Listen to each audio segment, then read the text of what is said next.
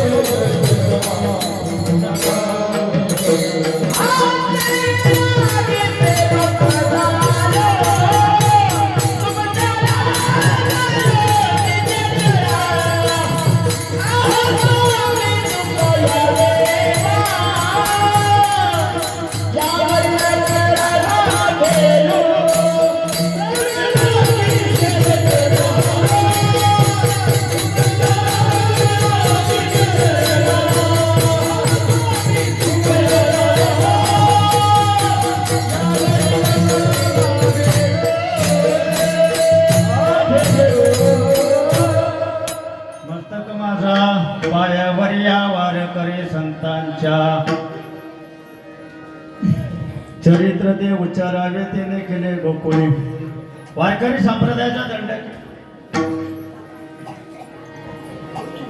सनातन धर्मामध्ये काकडा असल हरिपाठ असल आणि नामयज्ञ सोहळा असल त्याची सांगता ही केली जाते काल्याच्या कीर्तने काल परमार्थामध्ये काल असतो आणि संसारामध्ये कालवा कालव मग आपल्याला कालवा कालीत बसायचे का काल्यात बसायचे सनातन धर्मामध्ये काला अन्य काल्याला अन्य साधारण मत आहे आणि काला कोण करत काला करीती संत जन काला करीती संत जन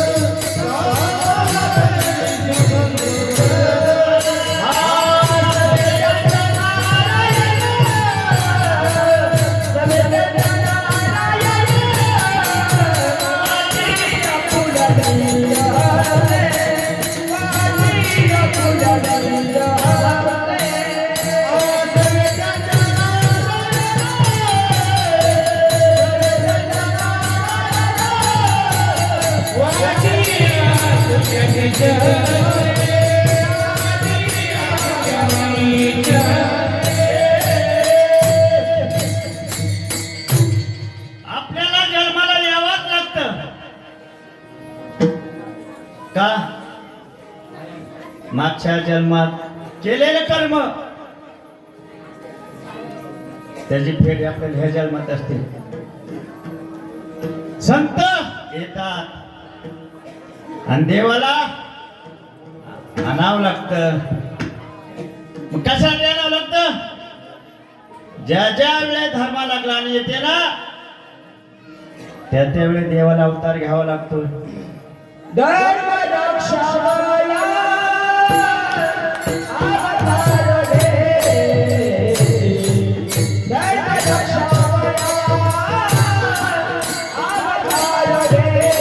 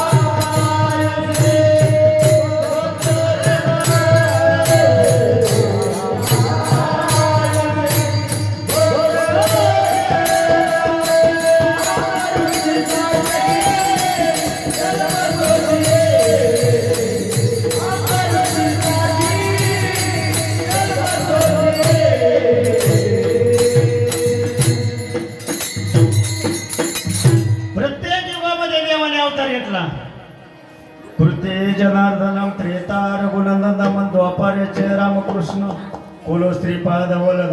मग कलियुगामध्ये उद्धार कशाने होतो? नामाने, नामस्मरणाने. पण त्रेतायुगामध्ये धर्माला ग्लानी लागली, साधूंची हत्या व्हायला लागली, निंदा व्हायला लागली, गायीची हत्या भूलोकावरती.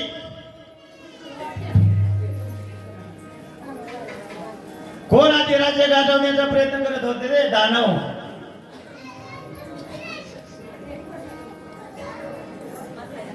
पृथ्वीरूपी गाय ब्रह्मदेवापाशी गेली. देवा,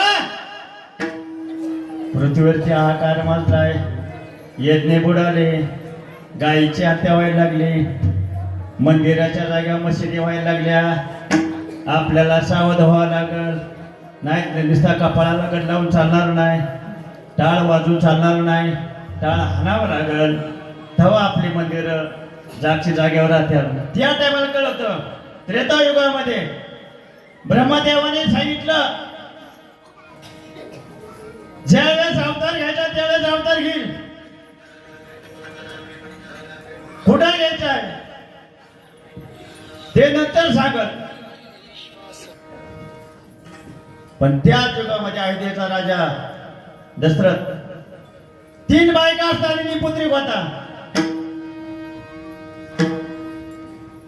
ज्याच्या वेळेस देवावरती संकट यायचं त्या वेळेत राजा दशरथाला बोलला, राजा आक्रमण झालंय, आमच्या मदतीला यावं लागल. पण त्यावेळेस राजा युद्धाला जाते समय आपल्या पत्नीला घेऊन जायचा. कोणतं? कैकेयी. युद्ध चालू असताना राजा दशरथाच्या रथाचा चाक दिखायला लागला आणि कैकेयी रथातून खाली उतरले, आपला डावा हात त्या रथाला लावला आणि देवाचं दानवाचं देवाच्या बाजूने इथं जिंकून दिलं. त्यावेळेस राजा दशरथ सांगितलं, कैकेयी तू माग. त्यावेळेस कैकेयी सांगितलं, आता नाही, वेळ आल्यावर मागल. पुन्हा राजा अयोध्येमध्ये आला तरी राजाला पुत्र नव्हते. त्या कालखंडात शिकारीच्या निमित्ताने राज्य नगरीच्या बाहेर पडले.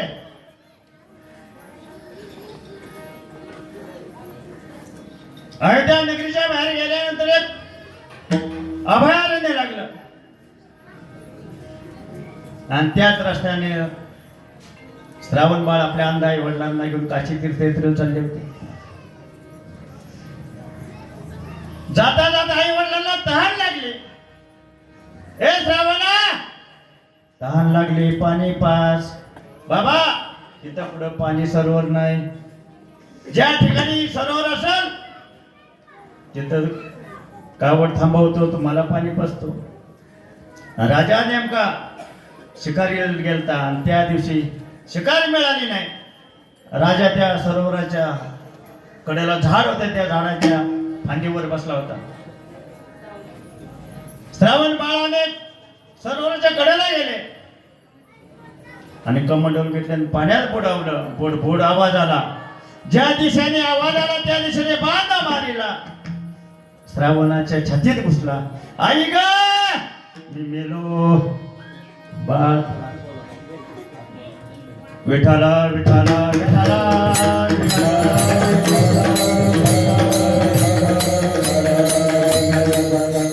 बालकाचा आवाज आला.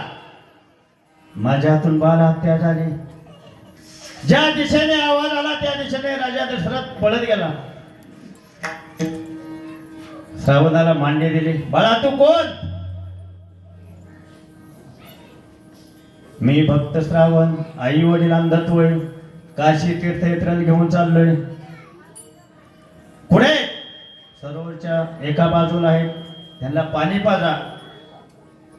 राजाने कमंडलू घेतलं आणि आई वडिलापाशी गेला. पाणी प्या. श्रावणा, अरे तू रुसला काय आमच्यावरती? रागवलंच काय? राजा दशरथ बोलत नाही. बाळा, तू जोपर्यंत आमच्या संग बोलत नाही तुझं पाणी सुद्धा आम्ही पिणार नाही.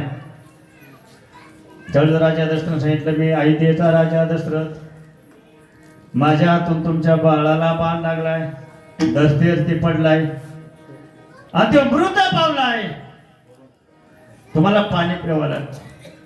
अरे राजा, आमचं एकुलते एक बाळ तू मारला ना, तो पुत्र योगाने मरशील म्हणजे पुत्र योगाने. राजाला एकीकडून आनंद झाला, याचा अर्थ मला पुत्र होणार आहे, पण मला पुत्रांचा सोहग मिळणार नाही. राजा पुन्हा अयोध्येमध्ये आला, मुलं मोठी झाली, पण राजा दशरथाचा एकच केस पिकला होता शरीरावरला, की आपण आता राज्य सिंहासनावर खाली उतरलं पाहिजे, आपल्या जागेवरती आपला मुलगा बसवला पाहिजे.